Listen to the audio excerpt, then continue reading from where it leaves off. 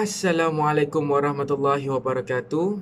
Pada hari ini saya akan menjelaskan atau menceritakan ajaran dan kepercayaan agama Buddha. Agama Buddha yang dianuti oleh para penganutnya sebahagian besarnya berasaskan kepada ajaran-ajaran yang ditinggalkan oleh Siddhartha Gautama. Kandungan ajaran beliau meliputi aspek-aspek psikologi dan etika yang berkaitan dengan kehidupan, iaitu Dhamma. Manakala ajaran-ajaran metafizika adalah tambahan. Gautama Buddha telah mengajar penganutnya tentang realiti kehidupan.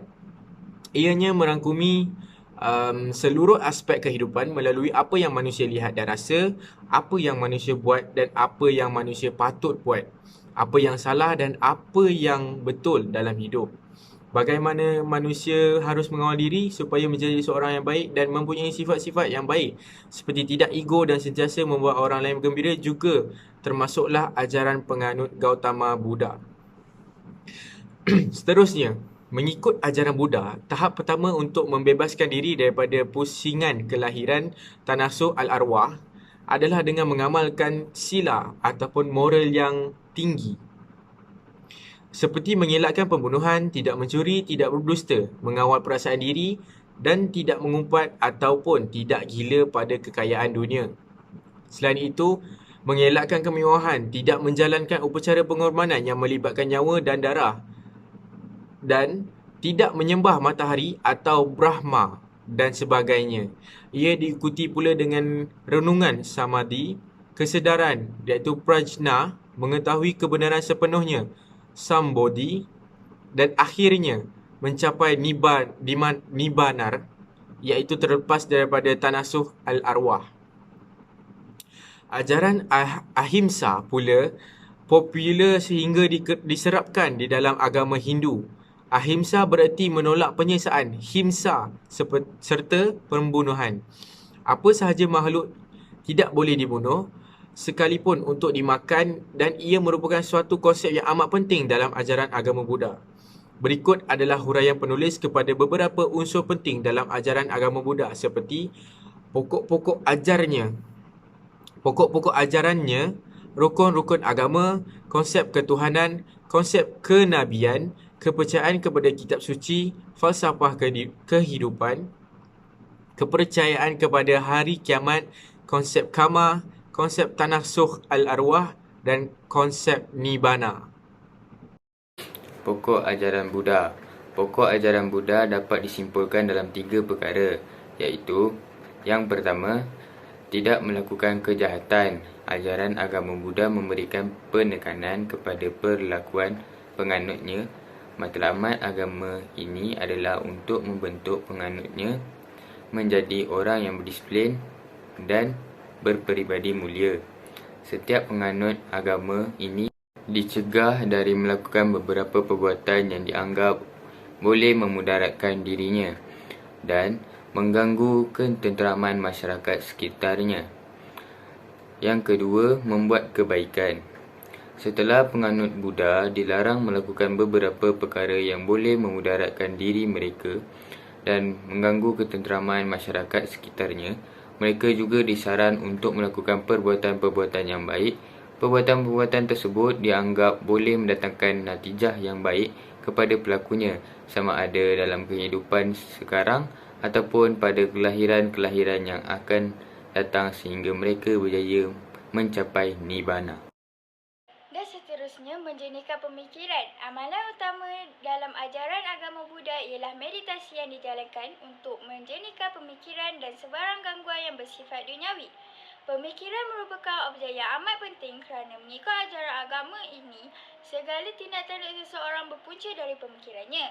Sekiranya pemikiran mereka jernih serta memahami realiti kewujudan dan segala perkara yang ada di alam ini, mereka akan berjaya dalam kehidupan, dan sekiranya mereka gagal memahami hakikat tersebut, mereka akan sengsara dalam kehidupan ini dan seterusnya mengalami proses tanasus al-arwah.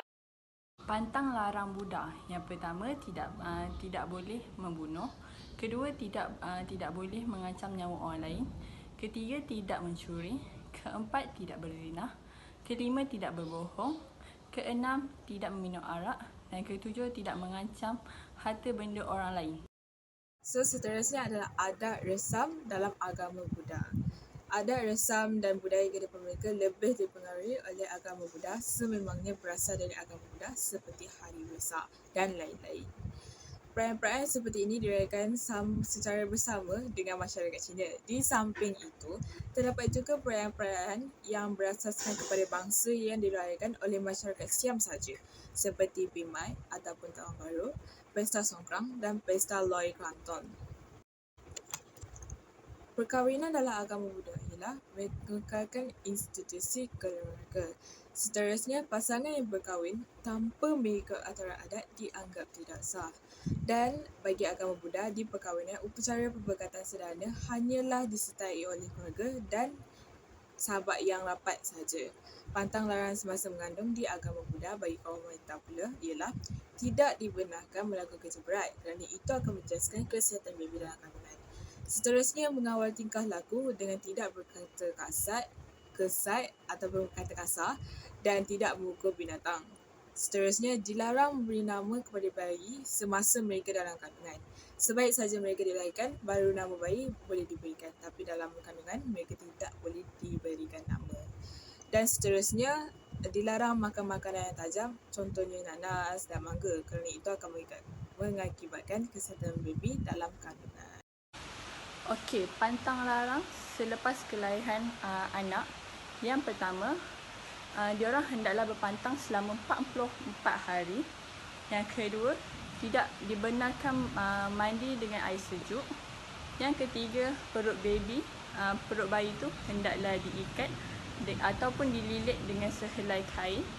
Yang keempat ialah makan makanan yang panas, tak boleh yang sejuk. Ni macam kalau apa-apa yang diorang nak makan ke apa, semua diorang kena panaskan, tak boleh yang sejuk. Okey, pantang larang untuk kematian pula. Yang pertama ialah upacara kematian itu hendaklah dijalankan dengan sopan dan terhormat. Yang kedua ialah persembahan pembakaran colok dan lilin. Yang ketiga ialah menghidangkan segala jenis makanan. Keempat pula, penghormatan haruslah diberikan kepada si mati dengan hati yang terbuka. Okey, penghormatan kepada dewa. Yang pertama ialah sekali-sekala mengadakan kenduri-kenduri tertentu ataupun pesta-pesta tertentu khas untuk menghormati dewa. Yang kedua ialah bercakap sopan di hadapan dewa. Kepercayaan kepada Tuhan. Kepercayaan kepada Tuhan dalam ajaran Buddha tidak jelas. Ia lebih bergantung kepada penganutnya sendiri. Sekiranya seseorang penganut mempercayai bahawa Tuhan itu ada dan berupaya untuk mendatangkan bukti-bukti yang kukuh tentang kewujudannya, maka beliau boleh berpegang teguh dengan kepercayaan tersebut. Tetapi beliau tidak boleh memaksa orang lain untuk turut mempercayainya. Contoh, masyarakat yang menganut fahaman animisme beranggapan bahawa pusu atau pokok besar mempunyai keramat tertentu yang menyebabkan sesiapa yang lalu berhampiran dengannya akan ditimpa bencana seperti demam, meracau dan sebagainya. Bagi penganut Buddha, kepercayaan animisme seperti ini hanya boleh diterima sekiranya terdapat bukti-bukti yang kukuh bahawa perkara tersebut benar-benar berlaku. Sebab itulah proses penyelidikan terhadap rahsia kehidupan sangat-sangat dititik beratkan dalam ajaran agama Buddha. Ketuhanan dalam agama Buddha hanyalah sebagai penjaga alam dan tidak mempunyai sebarang fungsi. Manakala semua makhluk di alam ini telah wujud sejak azali lagi. Kepercayaan ini juga kadang-kala dianggap karut kerana ada kalanya permohonan dan hajat seseorang yang diminta dengan penjaga ini berjaya diperoleh dan kadang-kalanya tidak. Justru itu, ajaran agama Buddha lebih menekankan kepada usaha dan ikhtiar seseorang tanpa bergantung kepada orang lain atau unsur-unsur lain. Mereka berkeyakinan bahawa kehidupan ini tidak diciptakan oleh sesiapa. Bahkan ia sentiasa berpusing dan bergantung kepada sebab dan akibat serta tindakan manusia yang berterusan. Seterusnya, perayaan-perayaan tahunan di bawah tajuk ini, penulis membahagikan perbincangan kepada dua aspek. Yang pertama, dikhususkan kepada perayaan yang berasaskan agama Dan yang kedua, perayaan yang berasaskan bangsa. Yang pertama, perayaan berasaskan agama. Terdapat beberapa perayaan tahunan dalam agama Buddha yang dirayakan oleh penganutnya sempena peristiwa-peristiwa tertentu seperti Hari Wesak, Maha Puja, Kau Pansa dan Ok Punsa, Katina dan Tot Pat Pa. Ciri penting perayaan-perayaan tersebut ialah terdapatnya penglibatan para sangha secara rasmi. Di sini, penulis akan menerangkan secara terperinci beberapa perayaan penting dalam agama Buddha yang disambut oleh masyarakat Siam di Kelantan. Hari Wesak, Vaisakha Puja. Hari Wesak, Vaisakha Puja adalah hari yang paling penting bagi penganut agama Buddha di seluruh dunia. Ia jatuh pada hari ke-15 bulan naik atau bulan ke-6 mengikut kalender lunar Thai atau pada bulan Mei mengikut kalender Masihi setiap tahun. Perayaan ini disambut bagi mengingati 3 peristiwa penting dalam kehidupan Buddha: saat kelahiran, saat mendapat pencerahan dan saat mencapai Nibbana.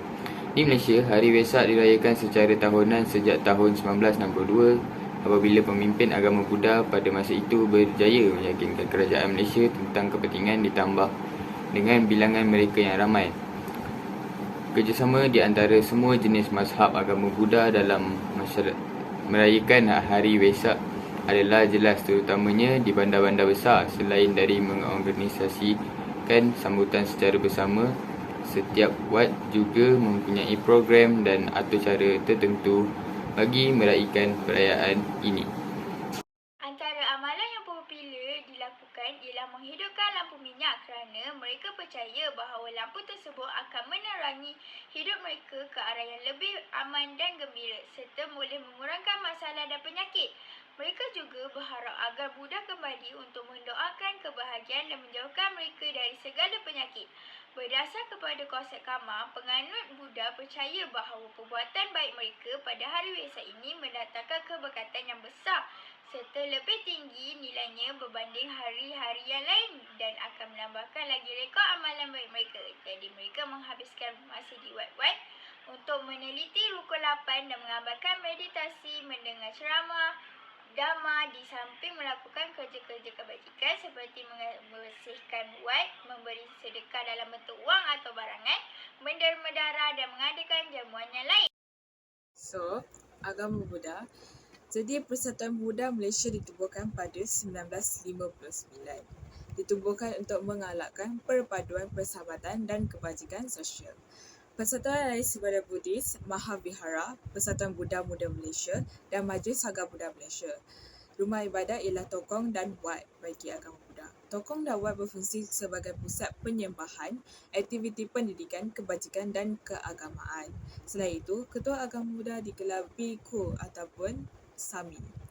Elemen penting seperti loceng, lilin, patung Buddha sebagai simbol dalam kesucian agama Buddha.